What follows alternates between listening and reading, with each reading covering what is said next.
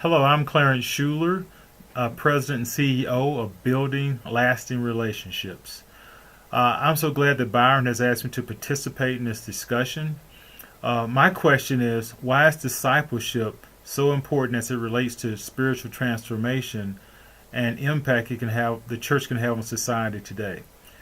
Well, I believe that biblical discipleship includes evangelism. So if we're doing discipleship, we're introducing people to Jesus Christ, but also the other element of discipleship is that we are investing in people in such a way that they know more and more about Christ as they grow spiritually, that they take what they've learned from us or whoever disciples them and they disciple somebody else, or they actually lead someone to Christ, then they disciple them.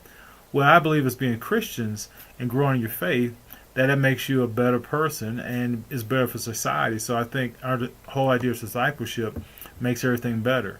Uh, the other question was, what has been a result? Well, I think the result, unfortunately, is that many churches do not see discipleship or biblical discipleship as a priority. So as a result, it seems to be very, very few churches actually do discipleship. Now, to be fair to everyone, I think there is a revival going on towards discipleship, where there's more materials being written, more people are talking about it. And I think as we impact lives, which is really what it's all about, change lives for Christ, we impact those around us.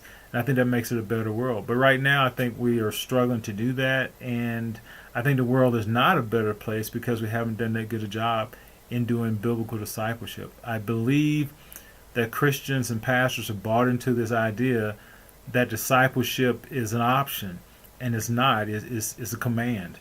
I think the other thing is that a lot of times we as Christians buy into a lot of the things the world does. And so the world, Christian community, has really bought into mentoring that's not necessarily biblical.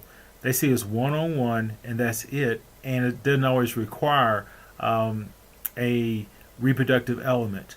But biblical discipleship, if you look at the way Paul discipled Timothy, it was in the context of a team. Now you have to read Ephesians and Philippians as well as First and Second Timothy to see that, but it's in the context of a team, so it's not just one on one. It's very crucial that that team and group dynamics are a part of discipleship and spiritual growth. Also with Timothy, there's sort of on the job training that while Paul was discipling him, he actually sent Timothy out to impact the lives of others, which is really amazing, and I think is a process. I think we in America think we have to know everything, complete a course before we can do something, and that's not really biblical. I'm concerned.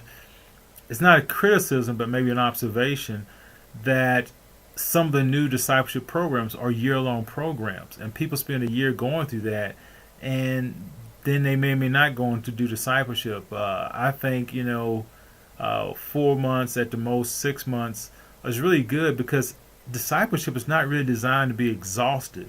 It's designed to impact people, and as you impact them, you're also growing. You grow really more as a teacher than you do a student. So you want to give your disciples the basics, then put them out, stay in touch with them, check with them, correct, monitor, review, help them in their spiritual growth. And once they catch the vision, and I really believe they catch the vision for discipleship, it's when they're actually discipling someone else, not when they're being taught how to be disciples. But that's my 2 cents. I hope that works. I hope my hair looks really good. I cut it short just for this interview. God bless.